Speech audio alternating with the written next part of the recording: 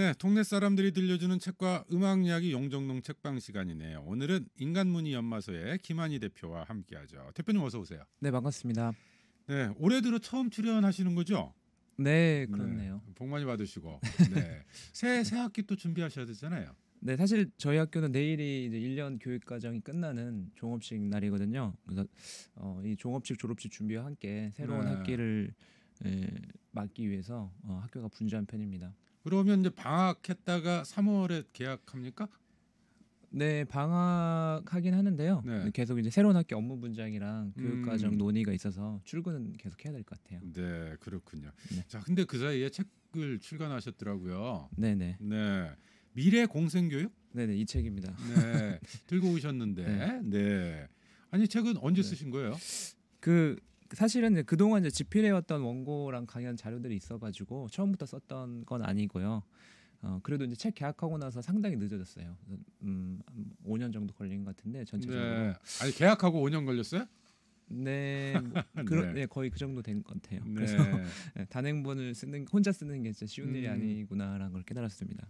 그러니까 아이들 가르치면서 책까지 쓰는 게 그렇게 정말 만만치 않은 작업이고 또 그만큼 공을 많이 들였다 이런 뜻일 것 같은데 책을 쓰게 된 계기랄까요? 뭐 아무래도 코로나와 무관치 않다면서요? 네, 사실 네, 뭐 그 제 책 부제가 코로나 이후의 미래교육이긴 한데 음, 어, 고백하자면 코로나 팬데믹 터지기 전에 기획된 책이긴 합니다. 네, 네, 그렇긴 하지만 제가 생각하기에 이 미래 교육이 공생 교육으로 가야 한다라고 그 내용을 이제 책에 담고 있었고 네, 코로나 이제 팬데믹 이후에는 오히려 저는 그 방향이 더 분명해졌다.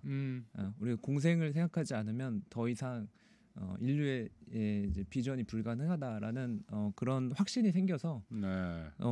또 이런 부제를 또 당당하게 붙일 수 있었던 것 같아요. 음, 알겠습니다. 뭐 그 이야기를 하나씩 나눠 봐야 될 텐데 이 책이 총 그 세 개의 장으로 나누어져 있다고 들었어요.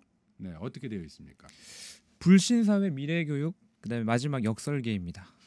불신사회, 미래교육, 역설계. 네, 네, 자 하나하나 이 담겨져 있는 뜻이 심상치 않아 보이는데 하나씩 좀 살펴보죠. 먼저 화두로 불신사회를 꺼내 들었네요. 네, 네네, 어떤 의미일까요? 네네. 불신사회라고 하니까 좀 뭐랄까 너무 어둡게 느껴지기도 음, 하고 딱딱하게 느껴지는데 사실 우리가 미래를 이야기하기 위해서는 현재에 대한 좀 냉철한 분석이 필요하잖아요. 진단이 필요하죠. 네네. 그래서 네, 우리 사회가 어떤 형태로 지금 교육을 진행하고 있는지 그 분석이 담겨 있는 챕터가 바로 불신 사회고요. 네. 네. 여기서 이제 불신 사회에서 이제 그 세 가지 장으로 분석하고 있습니다. 그 중에 이제 뭐 능력주의, 그 다음에 뭐 안전 강박 이런 내용들이 있습니다. 네. 네. 그러니까 능력주의라고 하는 것, 능력을 앞세우는 그런 사회 분위기가 불신을 초래하고 있다. 네, 뭐 정확하게 말씀드리면요. 저는 이제 그 능력주의라는 것이 사실 이제 공생의 정신을 불가능하게 하고 있다. 음, 공생을 하려고 하는 시도들을 기생으로 바라보게 한다라고 이렇게 주장하는데요. 네, 능력주의가 우리 학교와 그리고 사회를 지배하는 이데올로기라는 것은 사실 모두가 깨닫고 있는 것일 거고 최근에 이제 마이클 샌델이라든지 여러 학자들이 지적하고 있는 내용이기도 합니다. 능력주의를 이제 간단하게 요약하자면 뭐 학연 지연이라든지 여러 가지 실력이 아닌 요소들이 그 사람의 성공에 관여하면 안 된다라는 이데올로기고요. 네, 그게 사실은 이제 그 마이클 영이 주장한 내용이고 음, 처음에는 굉장히 진보적인 어떤 주장이었어요. 왜냐하면 신분 질서 음, 제도에 의해서 그 신분이 이렇게 음, 뭐 혈통을 따라가지고 이어지는 게 네, 아니라 그 사람 실력에 의해서 그 사람이 음. 좋은 일자리라는 좋은 기회를 얻어야 그게 된다라는 공정한 네네. 사회다. 네, 네, 그렇게 들리고 사실 음, 오늘날도 그렇게 주장이 되고 음, 있고 그래서 더 중요한 거는 공정한 네, 평가라고 이렇게 말해주고 있거든요. 네, 예. 근데 그렇지만 사실은 이제 그 주장 안에는 실력이 부족한 사람들은 낙오돼도 된다라는 음, 그런 그 내용이 있는 것이고 뭐 장애가 있다든지 아니면 어떤 그 부의 격차라든지가 사실은 많은 어떤 학습 기회에서 성공을 막는 장애물들이거든요. 근데 그런 것들은 고려되지 않고 그들을 이제 배려하는 여러 가지의 보상들이라든지 인센티브들이 기생을 하기 위한 여러 가지 꼼수처럼만 느껴지게 된다는 거죠. 네. 우리가 공정사회라고 이야기했던 것이 사실은 좀 내밀히 들여다보면 차별의 잣대 기준 언어일 수 있었다. 이런 설명이신 것 네, 같은데. 그렇죠. 그래서 저는 네. 이제 그걸 한 문장으로 뭐라고 표현하냐면 음. 우리가 이제 공정한 평가에 대한 집착이 네. 사실은 이 그 불공정한 차별로 귀결될 수밖에 없다. 사실 우리 사회에서 과정의 공정성이라는 이야기가 참 많이 하는데 생각해 네네. 볼 게 참 많이 있네요. 네, 근데 그러한 어떤 우리 사회 불신 현상, 그런 증상들이 교실에 깊숙이 뿌리 내리고 있다. 네네. 학교 교육 자체가 그러한 방향을 좀 지향한다 이런 뜻일까요? 네, 그렇습니다. 학교에서도 사실은 그런 어떤 경쟁뿐만 아니라 뭐 협동을 강조하기 위해서 뭐 협력학습이라든지 이런 요소들이 들어오는데 사실 이제 이 협동학습이라는 것도 잘 관찰해 보면 뭐 무임승차자 방지라든지 이런 거가 굉장히 중요하거든요. 그래서 협동의 단위가 보통 이제 네 명이 한 모둠으로 이루어져 있고요. 그 안에서 공동으로 열심히 참여해야지 좋은 보상을 얻을 수 있어요. 그래서 사실 이제 자세히 들여다보면 그것도 역시 에, 경쟁을 위한 협력이거든요. 음, 네네. 그래서 그 협력을 과정을 통해서 진정한 어떤 공생의 정신을 기른다기보다는 어, 그 공동 협업에 잘 따라오지 못하는 사람에 대한 혐오가 네. 양산될 수 있는 그런 구조인 거죠. 아니 조별 과제 같은 거 많이 네네. 시키잖아요. 근데 그거 정말 싫어하더라고요 네네. 학생들이. 네, 사실은 이제 네. 대학생들 같은 경우도 유명하잖아요. 밈이 있거든요. 그게 자, 만나서 더럽고 다시는 만나지 말자. 음, 네, 그러니까 그게 네, 이제 무임승차자 이렇게 표현을 해주셨는데 네네. 아무것도 하지 않고 네, 조에 들어와서 이제 제 역할을 하지 않는 음, 그런 친구들 때문에 이게 좀 고민하는 경우들이 참 많은데 그런 것도 함께 이끌어 가기보다는 오히려 그런 친구들에 대해서 배제하거나 또는 뭐 비하하거나 이런 어떤 뭐 그런 경로가 된다. 네, 그렇죠. 저는 그러니까 그런 어떤 여러 가지 어떤 테크닉들 하나의 어떤 수업의 방법들이 중요한 게 아니라 우리가 지금 바라보고 있는 이 세계관 그리고 우리 사회가 나아가고자 하는 방향이 바뀌지 않으면 그런 어떤 디테일한 요소들은 사실은 그렇게 음, 쓰일 수밖에 없다는 거예요. 네. 네, 자, 그래서 핵심 대안으로 공생 네, 네, 이런 키워드를 제시하셨어요. 네. 네, 네. 그 공생에 대해서 좀 설명이 필요할 것 같아요. 네. 네, 저는 사실 이제 공생이라는 이야기를 할 때 공생하면 뭐 좋은 의미라고 생각이 들 거고 공생교육 한다고 할 때 반대하는 사람이 없을 거라고 생각을 해요. 네. 네, 그렇지만 그렇게 쉬운 문제는 아니거든요. 예를 들자면 제가 그 사회자님께 우리는 이제 코로나 바이러스와도 공생해야 한다라고 하면 어떤 기분이 드세요? 이제 뭐 당연히 그래야 될 거로 생각하는 사람도 네네. 많이 아, 있어요. 네. 그렇군요. 네네. 근데 음. 사실은 오늘날 뭐 백신 개발할 때도 그렇고 음. 바이러스 박멸해야 되고 네. 코로나가 박멸해야지 우리가 평화로운 일상이 돌아온다. 이런 또 그런 어휘도 많이 사용하잖아요. 그렇죠. 그렇죠. 네. 네네. 근데 저는 사실은 그 이제 이 코로나에 대응하는 이런 여러 가지의 태도 자체도 이미 음. 그 안에 이 공생의 세계관이 없다는 걸 보여주고 있다고 저는 느끼고 음. 있어요. 네, 그 바이러스 전문가가 그런 네. 말씀하시더라고요. 어차피 이제 코로나라는 거는 이 코로나 19로 끝나지 않고 이 팬데믹이라는 거가 이 비일상이 사실 일상이 될 수가 있는 것이다. 네. 그랬을 때 바이러스라는 거가 완전히 없어지지 않고 계속 변이된다고 할 때 그랬을 때 우리는 사실 공존하는 법을 공생하는 법을 음. 찾아야 된다라고 하셨거든요. 네. 저도 사실은 우리가 이 단순히 이제 뭐 환경 교육처럼 공생 음. 교육이라는 하나의 어떤 과목을 만들자는 의미가 아니라 지금까지 우리가 행해왔던 여러 가지의 이 세계관과 가치관을 온전히 전환하는 그 네. 총체적인 전환이 필요하다고 주장하는 것입니다. 코로나 바이러스까지 공생을 해야 된다면 네, 과연 지금까지 우리가 적으로 규정했던 네, 수많은 경쟁자들 음, 우리 사회에서 그게 더 이상 적이 안 되겠네요. 네, 그렇죠. 공생의 정신 이런 네, 것들을 네, 갖게 되면 네. 네. 이게 사실은 이제 그게 이제 좀 서구적인 어떤 교양주의랄까 음. 지금까지 그 역사의 흐름이라고 볼 수도 있습니다. 근데 한의학과 차이기도 한데요. 한의학은 이제 병균을 그 부위를 제하려고 하지는 않는데 오히려 이제 균형을 찾잖아요. 네. 근데 양의학 같은 경우는 아예 이제 수술이나 뭐 음. 약을 통해 가지고 제거해 버리는 법을 택했고 박멸을 통하고 그게 이제 그 건강을 회복하는 거라는 관점이었거든요. 네. 어떻게 보면 다시 이제 우리 동양의 지혜를 찾아가는 그런 음. 시대가 오지 않았나 생각합니다. 사실 앞서 능력주의 이야기를 하셨는데 그게 이제 공생이라고 하는 키워드와 연결시키면 능력이라는 게 필요하죠. 그러니까 함께 살기 위한 능력인지 아니면 남을 짓밟기 위한 능력인지 사실은 우리는 남을 짓밟기 위한 것을 능력이라고 포장해 온 것이 아닌가. 그것이 저희 공생이라고 하는 키워드로 변화되어야 된다. 이런 주장을 하시는 것 같아요. 네. 네, 맞습니다. 그러면서 2부 미래 교육을 고민하는 이제 이런 과정에서 이 관종이나 진주충 같은 아이들이 사용하는 유행어 이걸 이제 들여다 보셨다면서요? 네, 네. 네. 저는 그 교단에 있으면서 아이들이 사용하는 어떤 최신 유행어들을 현장에서 실시간으로 목격하고 있었는데요. 그래서 교사들이 저는 이제 좋은 인문학자가 될 수 있고 또 좋은 그런 인류학자로서 자질을 갖춰야 한다고 생각합니다. 그래서 뭐 그 저한테 포착된 용어였어요. 그게 사실은 꽤 됐습니다. 지금은 이제 아주 최신 유행어라고 할 수 없고요.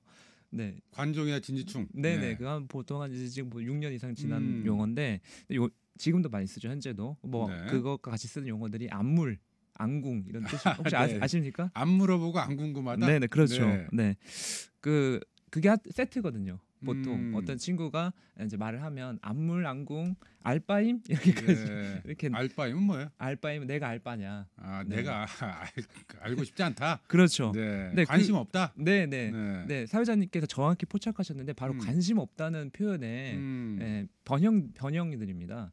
그래서 사실은 관심 없다라는 걸 왜 이렇게 적극적으로 표현하는 것일까? 네. 그리고 다른 편으로 보면 우리는 이제 그 관심을 끌려는 사람들을 관종이라는 표현을 또 쓰잖아요. 그렇죠. 네. 네, 그 반대편은 뭐 노잼이나 진주충도 있고요. 그래서 그거를 다 아우르는 키워드는 우리 관심이라고 볼 수 있는데요. 네, 오늘날 또 경제학자들이 이걸 포착한 용어가 있습니다. 관심 경제. 네. 네, 관심이 곧 돈이 된다. 주목 경제. 뭐 그렇죠. 이런 주목 표현도 경제. 하고요. 네, 그렇죠. 네. 우리 페이스북에서 누구나 다 라이크, 좋아요를 받고 싶어하고, 음. 네, 그렇게 많이 또 주목을 받으면 실제로 뭐 광고를 블로그에서 낼 수도 있고 그런 시대가 됐잖아요. 네. 근데 아이들도 그 정서에 굉장히 익숙하다는 거예요. 그래서 아이들은 자신의 관심을 주지 않겠다. 관심은 돈이기 때문에 네. 내 관심을 그 허투루 쓰지 않겠다는 그런 결연한 표현인 거죠, 사실은. 그렇게 해석할 네. 수 있겠네요. 네네. 유행어라고 하는 게 그 사회를 반영해서 나오는 거니까. 맞습니다. 네, 알겠습니다. 그러면서 4차 산업혁명이라고 하는 이야기를 많이 하지만 이게 좀 공허하다. 네네. 이제 인지자본주의라고 하는 학문적 언어 이런 걸 써야 된다. 네. 네. 네. 사실은 이제 주어진 시간 짧아서 굉장히 아쉬운데 제가 4차 산업혁명 비판은 좀 하고 가야 될 것 같아요. 네. 네, 4차 산업혁명 워낙 많이 쓰이고 있고 요즘도 쓰고 있는 용어이니까요. 사실 4차 산업혁명이라는 용어는 학문적인 용어가 아닙니다. 클라우스 슈밥이라는 기업가 CEO로 유명한 사람이 만든 용어고요. 뭐 정보혁명이라든지 최근에 나타나는 어떤 이런 데이터를 이용한 그런 어떤 그 자본들, 기술들을 통칭해가지고 4차 산업혁명이라고 부르는데요. 사실 이 산업혁명이란 용어들 혹은 이제 혁명이란 용어들은 굉장히 조심스럽게 사용하고 있습니다. 역사학계에서는. 왜냐하면 1세기 이상이 지났을 때 100년 이상이 지났을 때 이 시대를 이렇게 우리가 정의 내릴 수 있겠구나라고 네. 반성적으로 이렇게 용어를 만들 수 있는 것인데, 근데 클라우스 슈밥이 현 시대를 이렇게 정의 내리는 건 굉장히 사실 위험한 행위이죠. 네. 네. 그래서 근데 거기는 저는 이제 분명히 가치 판단에 들어가 있다고 생각합니다. 이 4차 산업혁명이라는 용어를 씀으로써 본인이 만들고자 하는 미래를 미리 끌어오는 거죠. 네. 네네. 그 사회자님은 4차 산업혁명이라는 말을 들으면 어떤 느낌이 드세요? 어떻게 해야 될 것 같아요? 정보와 뭐 네. 지식 정보와 뭐 이런 것들이 먼저 떠오르고 네네. 뭐 물질 노동이나 이런 것에서 좀 벗어나는 그렇죠. 그런 사회 네네. 이런 게 그래서- 먼저 떠오르죠. 네. 네. 사회자님은 학교에서 어디까지 배우셨어요? 몇 차 혁명까지 배우셨어요? 3차 혁명까지 그렇죠. 다들 배우지 네네. 않나요? 네. 다 저도 3차 산업혁명까지 배웠거든요. 슈밥이 처음 이 말 한 거 들었을 때 그 내가 모르는 게 있었단 말이야. 4차 산업혁명이 있다면 또 다음 것도 있겠구나. 5차 산업혁명도 있겠구나. 이렇게 무의식적인 생각이 들잖아요. 사실 이제 4차 산업혁명이라는 용어는 우리가 빨리 시대 변화에 쫓아가야 된다는 압박감을 주고 있는 것이고 네. 이 자본주의적인 어떤 질서에 편입하라는 그런 시그널을 주고 있는 용어입니다. 그래서 그런 어떤 그 자본주의가 그리고 있는 그 미래상에 우리 국가와 개인이 경쟁력을 갖추기 위해서 뛰어들어야 한다는 압박감을 만들어내는 것이죠. 네. 근데 반면에 저는 이제 거기에 대응해서 인지자본주의라는 용어를 쓰는데요. 인지자본주의는 이런 의미입니다. 아까 제가 말씀드린 대로 관심을 끄는 행위들, 우리가 물론 이제 그 이메일이나 아니면 이제 페이스북 같은 SNS를 무료로 이용하잖아요. 근데 사실은 이제 무료로 이용한다고 우리는 감사할 일이 아니거든요. 왜냐하면 그 SNS 플랫폼을 사용함으로 인해서 그 사용하는 데이터는 고스란히 그 플랫폼 자본들이 가져갑니다. 네. 그걸 데이터를 가공해가지고 광고업체에 팔면서 어마어마한 수익을 내는 것이고, 그게 왜 오늘날 이 페이스북이나 구글 같은 업체들이 세계 최대의 이익을 남기는 회사의 네. 이유이거든요. 플랫폼 경제라고 이야기를 하죠. 네네. 네. 그랬을 때 그렇게 우리의 무료로 착취되는 노동을 인지노동이라고 하고요. 네. 네, 그런 인지노동을 대가 없이 이용하는 자본을 인지자본주의라고 합니다. 네. 저는 이제 인지자본주의 용어를 쓸 때 이 급격하게 변하는 기술 변화가 결코 가치 중립적인 현상이 아니다.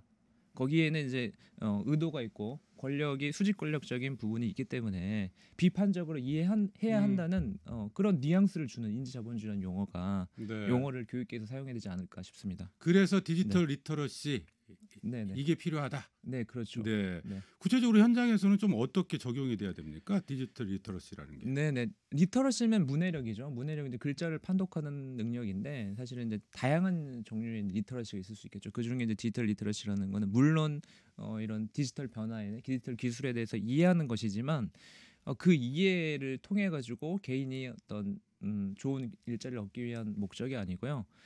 이 우리 사회에 정치 경제적으로 이 기술 변화가 어떻게 영향을 미칠지를 분석해서 그리고 거기에 우리가 관여할 수 있는 민주주의적으로 그런 방법을 알려주는 과정, 그런 교육이 이제 디지털 리터러시 교육입니다.